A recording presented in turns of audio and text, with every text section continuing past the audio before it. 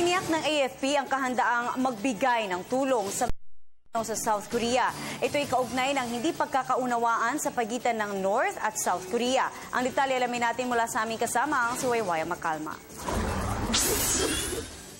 Handa ang Armed Forces of the Philippines na magbigay ng ayuda sa ating mga kababayan na nasa South Korea. Oras na tumaas ang tensyon sa South at North Korea, partikular na sa Demilitarized Zone o DMZ na kanilang tinatawag. Ayon kay Colonel Noel de Toyato, handang magbigay ng tulong ang Philippine Air Force oras na kailanganing magsagawa ng repatriation ng mga Pilipinong pabalik ng ating bansa. Kaya naman ngayon ay 3 C-130 ang naka-standby at isang medium-lift wing na C-295 na eroplano ang maaaring i-deploy anumang oras. Ang isang C-130 ay may 100 ang habang 70 katao naman ang kaya ng C-295.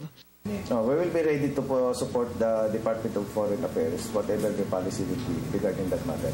If the need arises, we will be in close coordination with the Department of Foreign Affairs.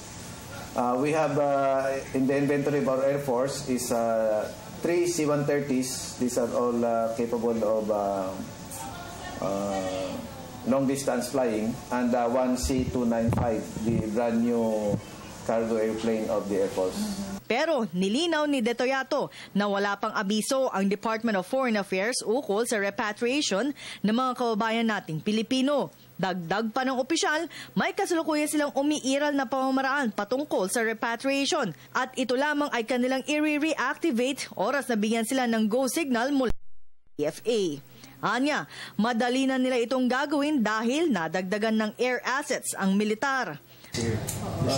We have existing procedures on that, and it is just a reactivation of a former activity. But this time it will be different because we have more flying assets. We have more C-130s. Which means? This means it will become easier. The support we can give to the Department of Foreign Affairs will be better. Ayon sa 2014 data ng Department of Labor and Employment, nasa 23,900 ang mga Pilipinong nasa South Korea ngayon.